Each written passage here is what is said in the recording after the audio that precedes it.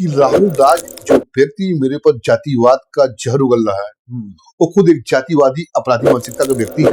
3 साल का निष्कासन कहाँ तक सही है? 3 साल का ये निष्कासन बहुत उचित है और अभी सुप्रीम कोर्ट ने कहा था कि ऐसे अधिवक्ताओं के लाइसेंस को रद्द कर देना चाहिए। जिन व्यक्तियों ने नाजायज दबाव देकर उनको उस पद पर नामित कराया था, आज वही व्यक्ति उनसे लाभान्वित होकर इस मूवमेंट को बढ़ावा दे रहे हैं और मेरा खिलाफत कर रहे हैं। अगर आम सभा का एक बैठक हो गई, किसी को बर्खास्त कर दिया गया, निष्कासित कर दिया गया, तो उसके कुछ माह बाद ही दोबारा बैठक बुलाई जा सकता है तत्काल की, क्योंकि एक कमेटी बनी है और इस व्यक्ति को इतना कमेटी में भरोसा नहीं था कि उसके इंतजार करता। अभी भी कमेटी बनी है, अब कमेटी एक बनी है, जांच कमेटी।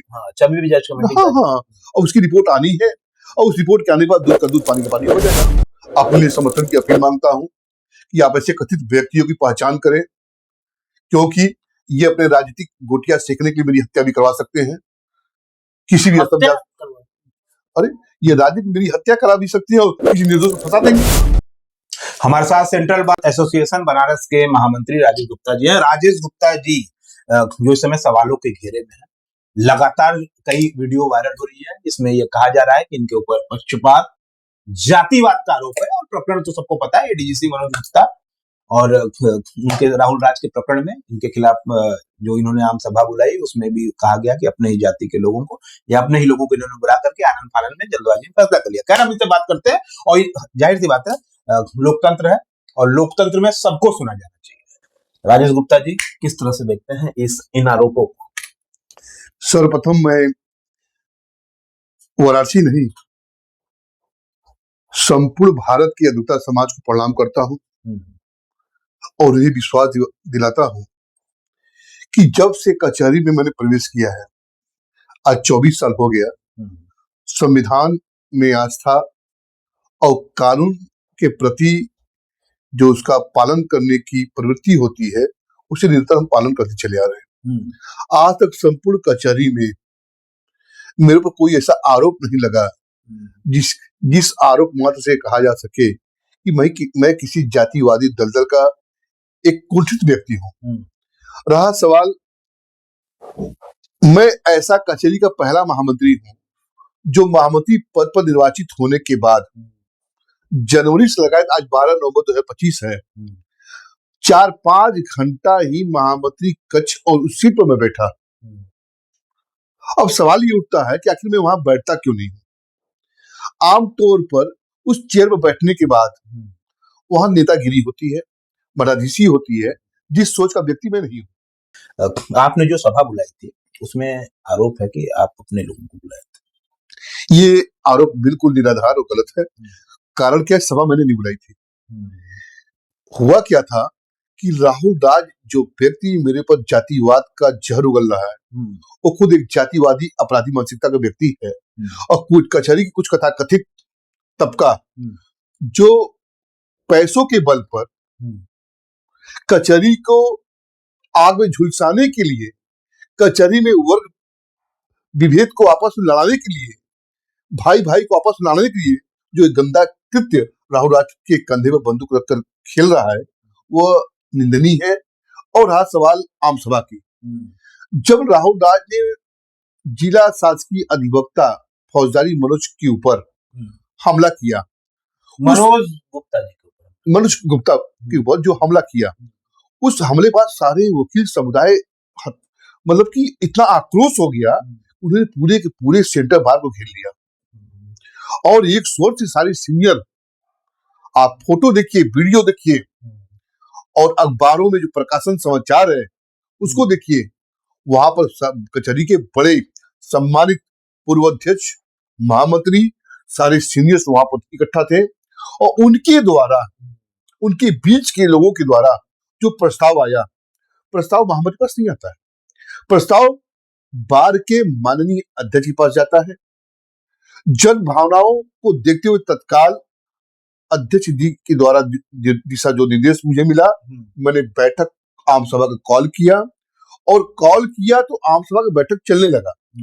उसी दौरान राहुल राज बार के अंदर जो उनको बुलाया गया था वो प्रवेश करते हैं और अनुशासनहीनता के साथ गाली गलौज पर आमादा हो गए। पूरे बार के लोगों ने, सुनिए भाई साहब, पूरे बार के लोगों ने उनका विरोध किया और कुछ लोग आक्रामक उनके ऊपर हुए, परंतु मैंने राहुल राज के साथ साथ बार के सम्मान की गरिमा की रक्षा करते हुए राहुल राज को चेयर में बैठाया, संपूर्ण कार्रवाई को उन्होंने देखा, कार्रवाई में उन्होंने भाग लिया, तत्पश्चात चूंकि उन्होंने अपराध किया था और हमें दोषी करार न दिया जाए तो उन्होंने झूठ बोल के एक आपराधिक संद रचकर मुझे बदनाम करने के लिए वो खिलौना खेल खेल रहा है, जो निंदनीय है, सारा समाज देख रहा है। 3 साल का निष्कासन कहां तक सही है? 3 साल का ये निष्कासन बहुत उचित है और अभी सुप्रीम कोर्ट ने कहा था कि ऐसे अधिवक्ताओं के लाइसेंस को रद्द कर देना चाहिए। हमारा अगला कार्रवाई जो सुप्रीम कोर्ट की रिट पिटीशन थे fake advocates and criminal advocates के बाबत बार एसोसिएशन जनपद न्यायाधीश के बाबत उनको सूचना प्रेषित करे, तो मैंने registrar general supreme court, registrar उच्च न्यायालय इलाहाबाद को जनपद न्यायाधीश के माध्यम से उनके कृत्य, उनके आचरण के बाबत मैंने रिपोर्ट प्रेषित कर दी है। पूर्व पदाधिकारियों का कहना है जो ये मामला था, अधिवक्ता एक परिवार है, आपस में मिल करके बातचीत करके सुलह भी हो सकता था। निश्चित आपका कहना जायज है। जब माननीय आम सभा के साधारण सभा के असाधारण बैठक में जब ये पास हो गया कि आप माननीय जिनके खिलाफ बहुत सारे मुकदमे हैं को 3 साल के डिवॉर करते हुए एक कमेटी बना ली गई है, इसके खिलाफ बहुत सारे जो आरोपित अधिवक्ता जिनको 3 साल में निकाला गया है। राहुल गांधी, हाँ। तो जब आपको निकाल सारे आपराधिक मुकदमे, अरे देखने में आया, मैं तो पता नहीं, जब मैं देखा तो मैं अवाक हो गया। 16-17 मुकदमे गंभीर धाराओं में, एक नहीं अनेकों थानों में। अब बताइए, और जो व्यक्ति मात्र एक शिशु हो, बच्चा हो, बार के अंदर जिनको मत देने का अधिकार न हो, और जो उनके साथ लड़के बैठे हुए हैं वो फेक एडवोकेट, नॉनसेंस एडवोकेट है, जो काले कोट पहने हुए, मैं उनकी जांच करा रहा हूँ। प्रबंध समिति में राहुल राज जी को भी कुछ दिन पहले शामिल किया गया था। जिन व्यक्तियों ने नाजायज दबाव देकर उनको उस पद पर नामित कराया था, आज वही व्यक्ति उनसे लाभान्वित होकर इस मूवमेंट को बढ़ावा दे रहे हैं और मेरा खिलाफत कर रहे हैं, क्योंकि मैं शुरू से उसके मनोनयन से लेकर हर कार्य का मैं विरोधी था। राजेश गुप्ता और वो मनोज गुप्ता थे, तो कुछ लोग कह रहे हैं गुप्ता सही बात है, समझदार है, सही बात है। मनोज गुप्ता से मेरा रोटी और बेटी का संबंध नहीं है, वो मेरे रिश्तेदार है। जैसे 10,000 कचहरी के अंदर वकील है, सब मेरे भाई है, बंधु है, उसी प्रकार मनोज जी है। अगर मैं जातिवाद के दंश में आप हैं, लोग कहते हैं जातिवादी बहुत हैं। हाँ, मैं जातिवादी इसलिए हूँ कि लार्ज वेलफेयर का बतौर सेक्रेटरी होने के नाते जब मैंने पद ग्रहण किया तो 2-2.5 हजार वकीलों को फेक एडवोकेट कहते हुए, नॉन प्रैक्टिशनर कहते हुए उनके आवेदन पत्र को दरकिनार कर दिया गया था। इसी साल आपने किया। और जब मैं आया, सैकड़ों राजपूतों का, सैकड़ों ब्राह्मणों का, 60-70 कास्टों का, 60-70 SC/ST लड़कों का, कुछ ओबीसी का, सारे लोगों का सामंजस्य बढ़ा के मैंने उनको 675 लार्ज वेलफेयर का मेंबर बनाया। सारे जातियों का उसमें समूह समावेश है, इसलिए मैं जातिवादी। उनको लगा कि जो कार्य आज तक किसी ने नहीं किया था, राजेश गुप्ता ने कर दिया, अब इसके सम्मान को कैसे बदनाम किया जाए। तो मेरी बढ़ती हुई लोकप्रियता उनको खटकने लगी, क्योंकि आज मेरा विरोध वो व्यक्ति कर रहा है जो व्यक्ति कभी सदन का सामना नहीं किया है, पदाधिकारी, बड़ा पदाधिकारी रहते हुए जो व्यक्ति कभी सदन का सामना नहीं किया, जो सदन से भागा, आज वही व्यक्ति मेरा विरोध कर रहा है। महिला अधिवक्ता भी तुगलकी फरमान बता नहीं, वो मेरी बहनें हैं, छोटी बहनें हैं। मैंने कल उनका स्टेटमेंट सुना और हमारे मतलब मैंने देखा, आपातकाल बैठक था और पूरा वीडियो आपने देखा बैठक का, 300-400 वकीलों का पूरा खचाखच हाल भरा हुआ था। वहां पर आदरणीय मीरा यादव जी थे, जिन्होंने बोला था, ये कहना गलत है कि महिलाओं का कोई डेलीगेट वहां मौजूद नहीं था। राहुल राज ने आम सभा बुलाने की मांग की थी, जो सेंटर का संविधान है। अगर आम सभा का एक बैठक हो गई, किसी को बर्खास्त कर दिया गया, निष्कासित कर दिया गया, तो उसके कुछ माह बाद ही दोबारा बैठक बुलाई जा सकता है, तत्काल नहीं।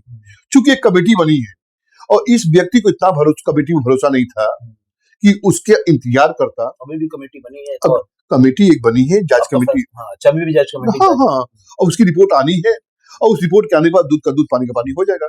आखिरी सवाल है, हमारे चैनल के माध्यम से सभी अधिवक्ता हमें देखते हैं, ज्यादातर लोग हमें अधिवक्ताओं का वो होता है, आप इस पे क्या स्पष्टीकरण देना चाहते हैं?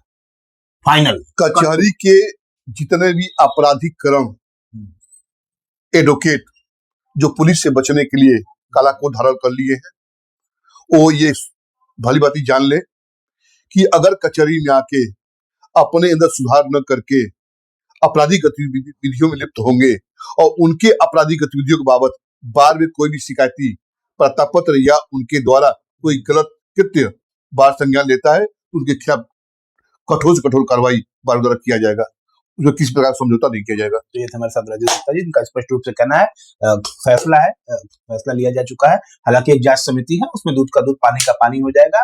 जातिवाद को लेकर के जो बात आरोप लगे, उन्होंने अपना स्पष्टीकरण दिया कि मैंने कोई जातिवाद अब तक कचहरी में किया नहीं है, ऐसा कोई आरोप नहीं लगाया जा सकता। तमाम तरीके पर इनसे बात हुई और जनता की मांग थी।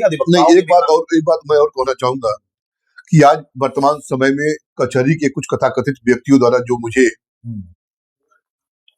निशाने पर लिया गया है, मैं आप सभी अधिवक्ता साथियों से अपने लिए समर्थन की अपील मांगता हूं कि आप ऐसे कथित व्यक्तियों की पहचान करें, क्योंकि ये अपने राजनीतिक गोटियां सेकने के लिए मेरी हत्या भी करवा सकते हैं किसी भी हद। अरे ये राजनीति मेरी हत्या करा भी सकती है और किसी निर्दोष को फंसा देंगे, तो अपनी राजनीतिक गोटियां सेकने के लिए ये किसी भी हद पर जा सकते हैं। तो आज मेरे परिवार की अस्मिता, मेरी सुरक्षा का दायित्व आम अधिवक्ताओं के ऊपर है।